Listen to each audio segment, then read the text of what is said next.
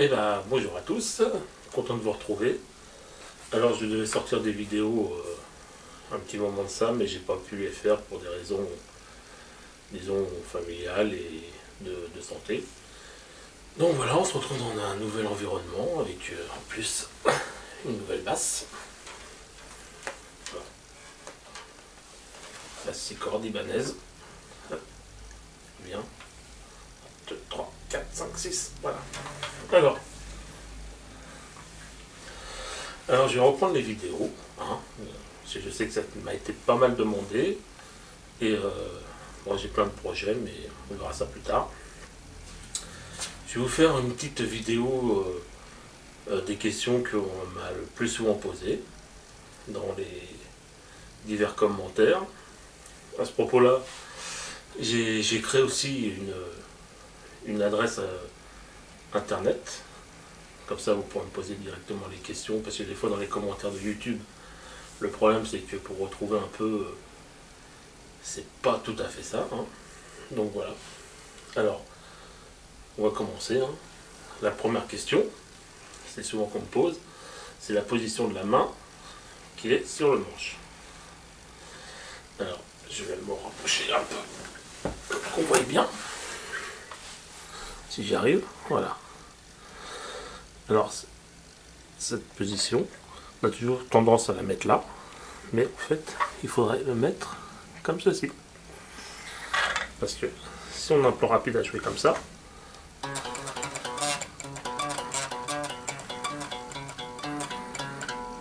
si on a le plus là, donc la position du manche, c'est vraiment, enfin la position du doigt sur le manche, c'est vraiment au milieu. Après, tout dépend de ce qu'on joue, mais c'est vraiment au milieu. Ça permet d'avoir une grande, faire de grands écarts. Si on avait le pouce ici, là, au-dessus du manche, eh ben, ça serait compliqué. Alors que là,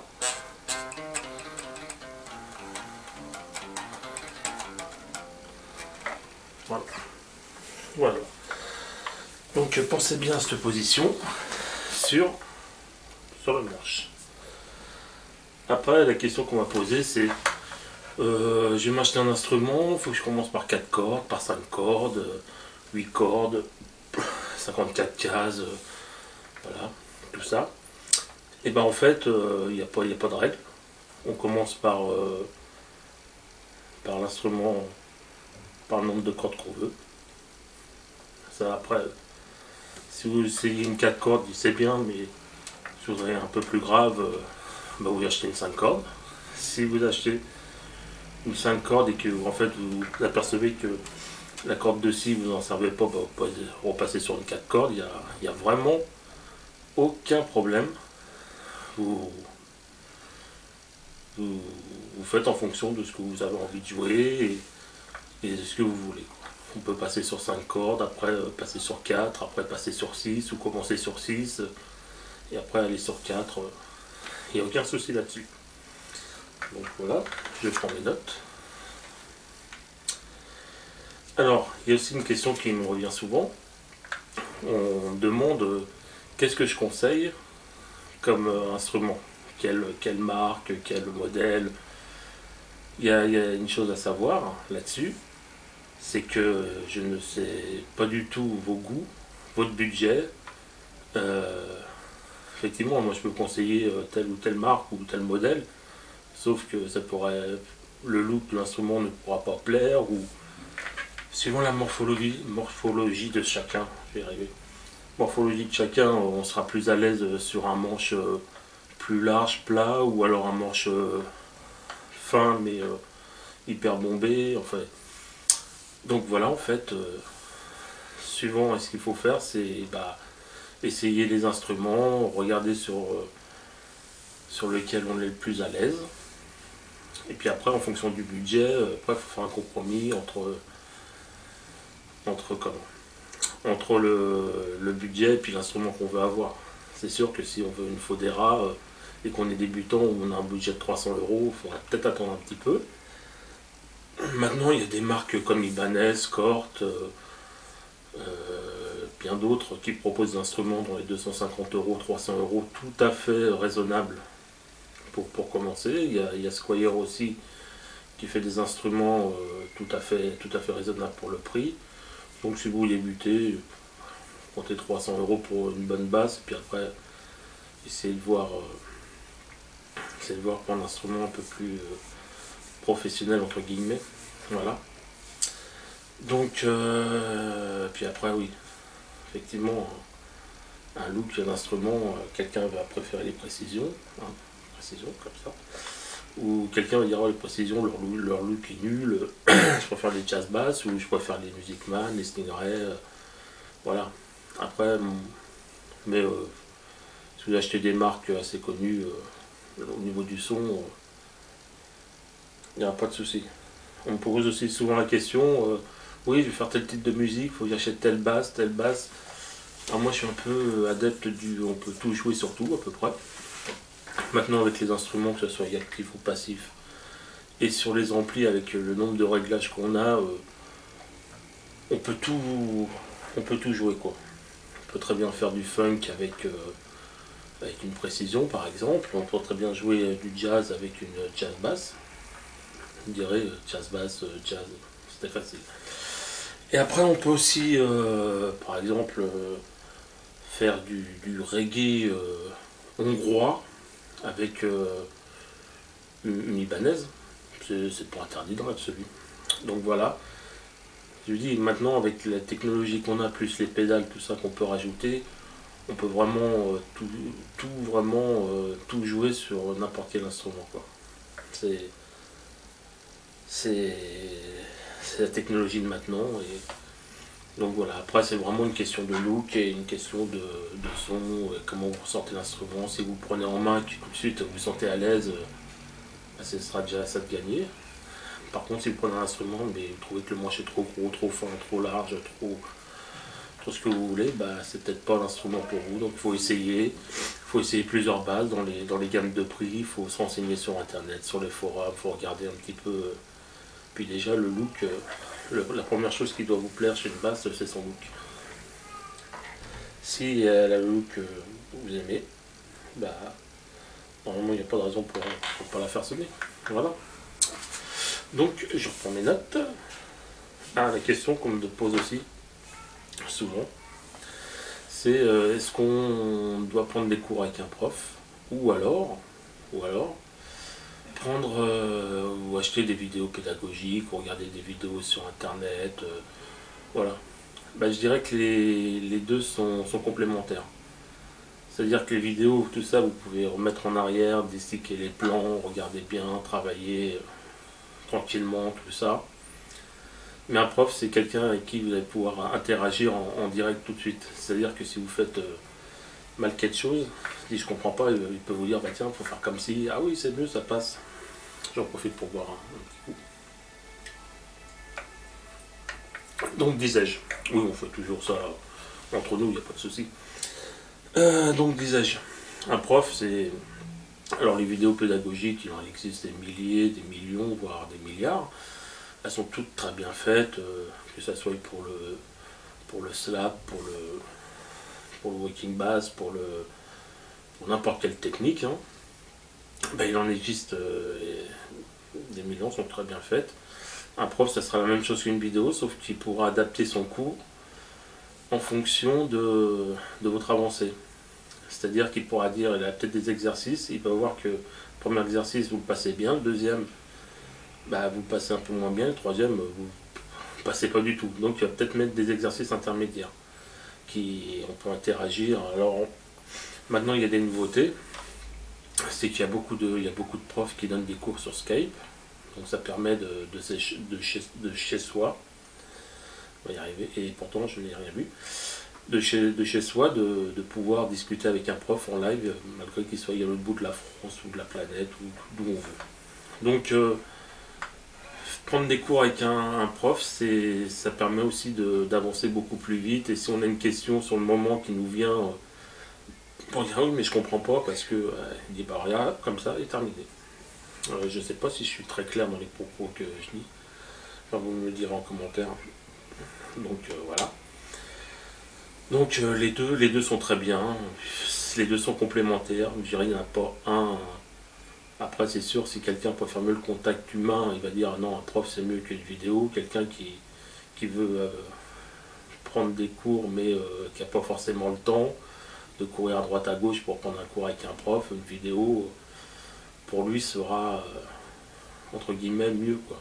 Et puis maintenant c'est vrai qu'avec les technologies d'aujourd'hui, Internet, YouTube, Dailymotion, tous les sites de vidéos, on peut avoir des leçons gratos un peu partout, même avec Guitar Pro pour, pour justement pour avoir des morceaux, pour avoir les partitions des morceaux, tout ça. Donc maintenant c'est vraiment beaucoup plus simple qu'il y a ne serait-ce qu'une vingtaine d'années pour apprendre une technique ou apprendre des plans ou apprendre tout ça quoi. Donc voilà. Donc prof ou vidéo, c'est à vous de choisir. Moi j'ai pas d'avis sur la question quoi. On demande aussi souvent, on me demande quoi jouer. On va prendre un exemple. Quelqu'un qui écoute du hard rock. Il me dit ouais, qui écoute du hard rock, il va forcément jouer les morceaux qu'il écoute. Mais je dirais qu'il faut jouer tout, je dirais pas tout n'importe quoi, mais presque. Il faut jouer, si vous êtes un gros métalleux, bah essayez de jouer du jazz, vous allez apprendre des plans, vous allez développer votre oreille. Si si vous écoutez beaucoup de funk, attaquez-vous un peu au reggae. Ouais, je dirais que dans toutes les musiques, même si c'est pas forcément la musique qu'on écoute ou qu'on ressent, essayer de s'attaquer à des musiques qu'on n'aime pas forcément, essayer de les comprendre, essayer de les comprendre, de les analyser, de comprendre ce qui se passe dans cette musique. Et vous apprendrez toujours quelque chose et vous progresserez. Après, ça permet la musique qu'on n'écoute pas forcément, qu'on joue pas forcément, ça vous apportera toujours quelque chose. Ne serait-ce qu'au niveau de l'oreille, hein, ça dit tiens, il y a une nouvelle sonorité, tiens, je peux jouer telle gamme, ah ouais, tiens, ça sonne bien là. Est-ce que si maintenant, moi je fais beaucoup de blues, et si je mettais un petit solo, un peu de jazzy dans un truc de blues, ça pourrait faire son effet. Et inversement, puis bon, il y a des grandes lignes de basse, hein, dans le funk, dans le reggae, dans le ska, dans la polka aussi, hein, faut pas croire, mais la polka, c'est très très bien pour les bassistes. Faut aimer le 3 temps, mais bon, ça. Donc j'en profite pour boire un petit coup à la vôtre. Hein. On fait comme moi, prendre une petite canette, pas d'alcool, mais voilà. Donc voilà, jouez tout ce qui vous passe par la tête, tout ce que vous entendez qui vous donne envie de jouer, jouez. C'est pas parce que vous êtes dans un style qu'il faut pas écouter les autres styles et pas s'y frotter un peu. Comme ça en plus ça vous permet, si un jour vous allez voir des potes qui répètent, dites tiens on va taper le bœuf, de pas être un peu à la rue comme on dit par rapport à ça, de pouvoir s'intégrer puis de maîtriser un peu. Alors c'est sûr on va pas maîtriser tous les styles de musique du monde, on va toujours, il y a toujours un moment où le style de prédilection reviendra, mais ça n'empêche pas qu'il faut jouer puis écouter pas mal de choses, être ouvert être ouvert au niveau des oreilles, de l'esprit, tout ça. Ça permet de s'en sortir dans un peu toutes les situations, quoi. Donc voilà. Donc j'ai fait un peu le tour, vous voyez, je prends les notes. Alors, en ce qui concerne les futures vidéos, ce que je vais faire, c'est. Faut que je fasse un peu. Faut que j'arrive à faire remarcher un peu tout mon matos parce que j'ai un peu changé d'ordinateur et avant ça marchait très bien, j'avais les logiciels, ça marchait.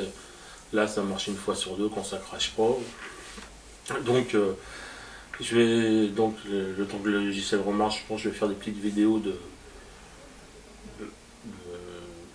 de théorie musicale. Alors là, on se calme, pas de problème. Hein, ça va être des petits trucs à vous expliquer au niveau de l'harmonie, au niveau de certaines choses vraiment basiques, simples. Je vais pas vous faire un contrôle de lecture en clé de fa à 180 à la noire en triple croche, ne vous inquiétez pas. Ça, parce que la musique c'est aussi de la pratique de l'instrument. Hein. C'est aussi de la pratique de l'instrument, mais c'est aussi la théorie musicale qu'on met au service de la pratique. Alors tout ça, ça vient avec le temps, il y a très peu de choses que je vous apprends. Moi-même, j'ai jamais fait de théorie musicale ou de solfège. Maintenant, je connais des choses en harmonie.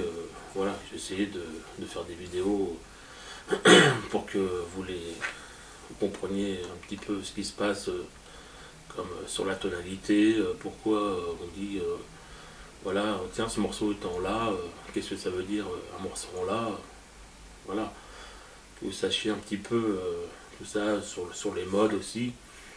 Ce qui est, alors les modes, ça fait toujours un peu peur parce que voilà, c'est des trucs. La dernière fois que j'ai entendu parler de mode, c'est dans un truc de jazz rock fusion, free jazz. Non, non.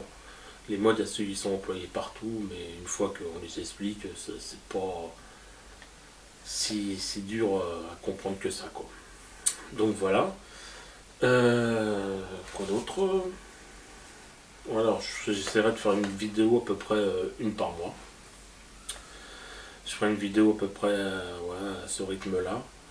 Parce que le temps de les tourner, et puis c'est pareil, avant j'ai le logiciel de montage, mais j'en ai plus, il faut que j'en recherche. Et là, je fais une vidéo un peu à l'arrache hein, pour vous expliquer un peu tout ça. Donc, une fois que j'aurai tout ça bien, bah, je pourrai refaire des vidéos comme je faisais un peu avant, avec du montage, de synchronisation de la basse par rapport à l'image. Parce que avant, ce que je faisais, c'est que j'enregistrais le son d'un côté, et puis je tournais et puis je filmais la basse. Donc je faisais ça en deux temps. Après, il fallait que je synchronise le son avec la basse. C'était des fois un peu compliqué. C'est pour ça sur certaines vidéos où il y a un léger décalage par rapport au doigt, par rapport au son. Mais donc voilà, moi je fais ça artisanalement. Voilà. Donc voilà. J'ai fait une adresse Gmail si vous avez des questions.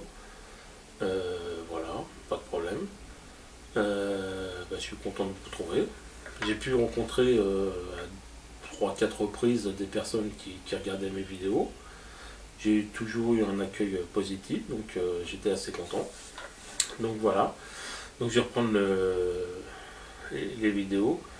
Et encore une fois, les vidéos que je vais faire, ça s'adresse aux débutants ou même aux autres, mais vraiment pour expliquer les bases des techniques qu'on utilise sur la basse. Hein. Ne me demandez pas comme j'ai eu du legato sweeping, expliquer la technique du legato sweeping, non, ça je ne maîtrise pas du tout et pour l'instant ça fait pas du tout partie de mon jeu, donc après vous trouverez sur YouTube vraiment des personnes qui l'expliquent très bien. Maintenant, moi je ne maîtrise pas forcément ça, même pas du tout, donc voilà, mais après je mettrai dans la description l'adresse mail. Donc voilà, je vois pas du tout à combien on en est. Bon bah, si vous avez des questions, je mettrai mon adresse mail et puis voilà, vous pourrez me répondre ou me poser des questions ou n'oubliez pas le petit là. Maintenant c'était pouce vert, pouce rouge, maintenant c'est pouce bleu, et alors c'est pouce bleu maintenant.